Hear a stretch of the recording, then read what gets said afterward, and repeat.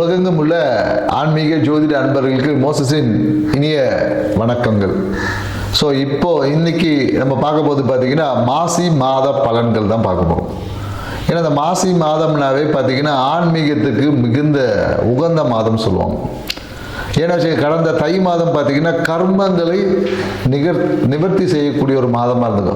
அதனால தான் தை பிறந்தா வழி பிறக்கும் சொல்லுவாங்க. ஏன்னா தை மாதம் உங்களுடைய அந்த கர்ம காரியங்கள் எல்லாத்தையும் நீங்கள் சீராக்கிட்டீங்கன்னா இந்த மாசி என்பது உங்களுக்கு நிறைய வாழ்க்கைக்கான வளர்ச்சிக்கான வாய்ப்புகளை ஏற்படுத்தி கொடுக்க ஒரு மாதமாக தான் இனி வரக்கூடிய மாதங்கள் இருக்கும் என்பதா தை பிறந்தா வழி பிறக்கும் அப்படின்னு நம்ம முன்னோர்கள் சொல்லியிருக்காங்க.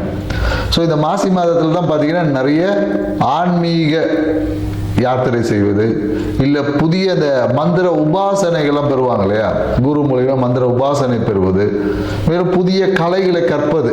அன்னைக்கெல்லாம் பார்த்தீங்கன்னா மாசி மாதத்தில் தான் ஏதோ ஒரு கலையை கற்றுக்கணும் அப்படின்னு வச்சுங்க. கலை மியூசிக்காக இருந்தாலும் சரி, அனைத்து கலை ஆயக்கலை 64 கலைகளையும் கற்கிறதுக்கு புதிதாக கற்றுக்கொள்வதுக்கு உகந்த மாதம் பார்த்தீங்கன்னா இந்த மாசி மாதம் தான்.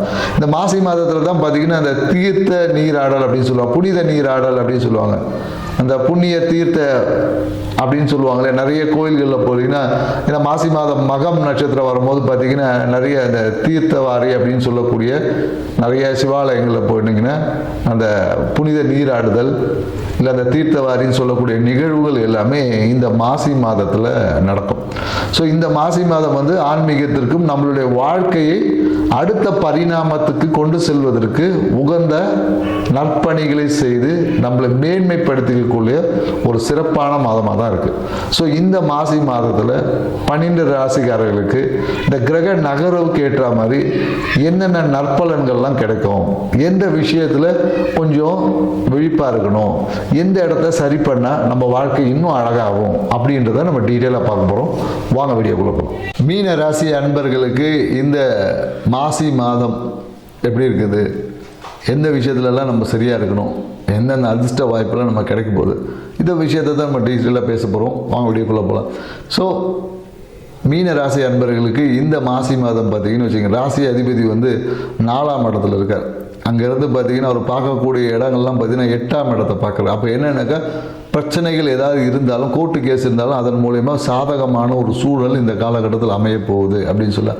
கோர்ட்டு கேஸே வந்து உங்களுக்கு சாதகமாக தீர்ப்பு வரும், இல்லை அதன் மூலயமா செட்டில்மெண்ட் ஆவதற்கான வாய்ப்பு இருக்குது, இல்லை திடீர் அதிர்ஷ்ட வாய்ப்புகளை ஏற்படுத்தி கொடுக்கும் சொல்ல. மேலும் என்னென்னாக்கா உங்களுடைய பிரச்சனைகளை நீங்கள் அடுத்தவங்க பிரச்சனையை சரி பண்ணி கொடுப்பதன் மூலயமாவே உங்களுக்கு ஒரு தன வரவை ஏற்படுத்தி கொடுக்கும் அப்படின்னு சொல்லணும். ஸோ இதுவே உங்களுக்கு பரிகாரமாக. மேலும் என்னென்னாக்கா தொழிலில் பார்த்தீங்கன்னு வச்சுக்கோங்க, தேவையான தன வரவு என்பது இருக்கும். உங்களுக்கு செலவு ஒரு 1000 ரூபா வருதுன்னா அதுக்கு முன்னாடி 2000 ரூபா வருமானம் வந்துடும், அதுக்கப்புறமா தான் செலவு வரும். ஸோ அந்த மாதிரியான அதிர்ஷ்ட வருமானத்தை கொடுத்துட்டு தான் செலவு வைக்கும். புரியுது? சில பேருக்கு வந்து செலவு வச்சுட்டு வருமானம் வரும், உங்களுக்கு வருமானத்தை கொடுத்துட்டு தான் அதுக்கு பின்னாடி செலவு என்பது உண்டு. ஸோ இந்த காலகட்டத்தில் என்னக்கா மன மகிழ்ச்சிக்கான நிறைய விஷயங்கள் இருக்குது. அதே போல் நிறைய சுப நிகழ்வுகள் பங்கேற்கக்கூடிய வாய்ப்பு இருக்குது. இந்த காலகட்டத்தில் என்னென்னாக்கா மீனராசிக்காரர் என்பதில் நிறைய ஒரு குரூப்பாக செயல்படக்கூடிய ஒரு வாய்ப்பு என்பது இருக்குது. ஸோ நண்பர்களுடன் சேர்ந்து எங்கேயாவது வெளியூர் பயணம் போவதற்கு வாய்ப்பு இருக்குது. நண்பர்களுடன் சேர்ந்து ஏதாவது ஒரு என்ன சொல்கிறது, ஜோதிடர்களை சந்திக்கிறதுக்கு, இல்லை நிறைய அவுட் ஸ்டேஷன் போகிறது, ஹில் ஸ்டேஷன் போகுது, இந்த மாதிரியான எங்கேயாவது ஒரு பயணங்கள் வந்து நீண்ட தூர பயணம் இருக்குது. நிறைய பேர் என்னக்கா வெளிநாடு பயணங்கள் கூட செல்வதற்கான வாய்ப்புகள் என்பது. அப்படியெல்லாம் நீங்கள் செல்லலைன்னா உங்களுக்கு விரயங்களும் இருக்குது கூடவே வந்து. ஏன்னா ஒரு நல்லது வந்தால் கூட ஏதாவது ஒரு கெட்டதும் வரும் இல்லையா. ஸோ அதே மாதிரி என்னென்னாக்கா இந்த காலகட்டத்தில் சில விஷயங்களுக்காக ஒரு மருத்துவ விரயம் வந்து இந்த காலத்தில் ஏற்படுமானா கண்டிப்பாக ஏற்படும். ஸோ அது வந்து உங்களுடைய தூக்கம் இன்மையால் வரக்கூடிய விஷயம். நீங்கள் அதனால் என்னென்னாக்கா மீனராசிக்காரர் முடிஞ்ச அளவுக்கு இந்த காலகட்டம் நல்ல தூக்கத்தை வச்சுக்கிட்டிங்கன்னா உங்களுக்கு ஏற்படக்கூடிய மருத்துவ விரயத்தை குறைச்சிக்கலாம். மேலும் என்னென்னாக்கா அம்மாவுடைய நலனுக்காக ஒரு மருத்துவ விரயம் வந்து இந்த காலகட்டத்தில் கண்டிப்பாக ஏற்படும்.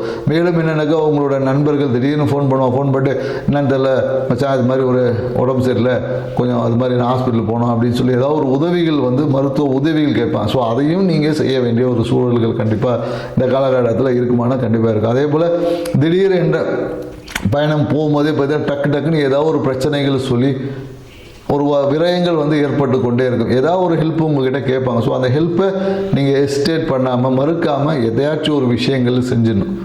புரியுதுங்களா?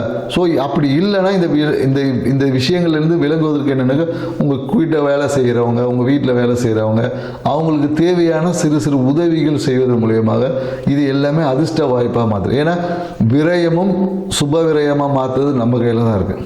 ஸோ அதுவாக நடந்தால் விரயம், நாமளாக சில விரயங்கள் செய்யும்போது அது முதலீடுகளாக மாறிடும். சரிங்களா? ஸோ அதுதான் சொல்லு. ஸோ நம்ம முதலீடையும் விரயத்தையும் ஒரே விஷயமாக தான் நம்ம சொல்கிறோம். நீங்கள் நல்ல காரியம் செய்யும்போது உங்களுடைய செலவு விரயமாக முதலீடாக மாறும். முதலீடாக மாறும் போது அடுத்த வருங்காலங்களில் நமக்கு அது தேவைப்படும். விரயமாயிடுச்சுன்னா அது நமக்கு பயன் தராது. ஸோ அதனால் என்னென்னாக்கா, இந்த காலகட்டத்தில் மீனராசிக்காரன் அண்ணன் கூப்பிட்டாவே ஒரு செலவு வச்சுருவாங்க.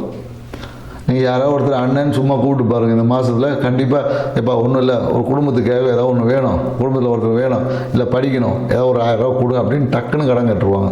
ஸோ அதனால் எனக்கு மீனராசிக்கு இந்த காலகட்டத்தில் அண்ணன் யாராவது இருந்தாங்க, யாராவது கூப்பிட்டா கூட, உங்களை கூப்பிட்டாலும் அது நடக்கும். தெரியல, நீங்கள் கூப்பிட்டாதான் இல்லை, உங்களை யாராவது அண்ணன் அப்படின்னா கூட ஒரு விரயத்தை ஏற்படுத்த போகிறாரு அப்படின்பதை நீங்கள் புரிஞ்சுக்கலாம். அதனால் அண்ணன்ற உறவு மூலியமாக இல்லை உங்களை யாரும் அண்ணன் கூப்பிட்டாலும் கண்டிப்பாக ஒரு சிறு விரயம் என்பது இருக்குது என்பது, அது விரயம் எவ்வளோ பண்ணுறீங்கன்றது உங்களுடைய தன்மையை பொறுத்தது அப்படின்றதான் விஷயம். ஸோ மேலும் என்னங்க, இந்த காலகட்டத்தில் நிறைய பேர் என்னக்கா வீட்டில் ஒரு அழுத்தம் வந்து ஏற்படும். வீட்டில் வந்து ஏதாவது ஒரு விஷயங்களை அடையிறது உடையிறது இந்த மாதிரி ஏதாவது ஒரு சில நேரங்களில் பார்த்தீங்கன்னா வீட்டில் அந்த கழிவு நீர் போகக்கூடிய அந்த விஷயம் இருக்கு இல்லையா, அதெல்லாம் பாதிப்புகள் ஏற்படலாம்.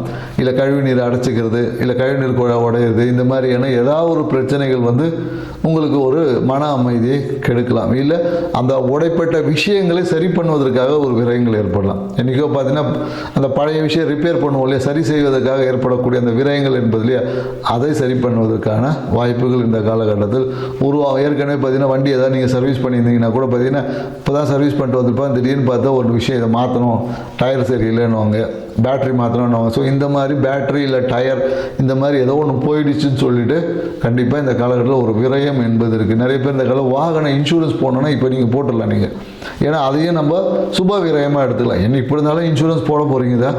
ஸோ அதை இந்த காலகட்டத்தில் போடும்போது அது உங்கள் விரை அக்கௌண்ட்டில் போட அது உங்களுக்கு சுப இன்வெஸ்ட்மெண்ட்டாக கூட மாறிக்கலாம். ஏன்னா நாளைக்கு திருப்பியும் எப்படி இன்சூரன்ஸ் எடுக்கணும் தானே செய்யணும். ஸோ அதனால் எந்தெந்த விஷயங்கள் நீங்கள் மாற்றணும், விரயம் பண்ணணும், செலவு பண்ணணும்னு இருக்கோ அந்த விஷயங்கள் இந்த காலகட்டத்தில் செய்வது உங்களுக்கு மிகப்பெரிய ஒரு பரிகாரமாக இருக்கும். ஸோ அதனால் இதை கொஞ்சம் மீனராசிக்காரங்க கொஞ்சம் ஞாபகத்தில் வச்சுட்டு செஞ்சு பாருங்கள்.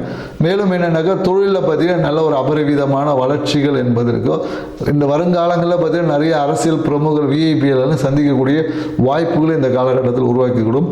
குறிப்பாக என்னென்னாக்கா, இந்த காலத்தில் நிறைய பயணங்கள் யூடியூப் அந்த மாதிரி ஏதாவது பங்கேற்கிறதுக்கான வெளியூர் வெளிநாடு பயணங்கள், சில பேர் யூடியூப் எடுக்கிறதுக்காகவே வெளியூர் வெளிநாடு பயணங்கள்லாம் போவதற்கான வாய்ப்புகள் என்பது இருக்கும்.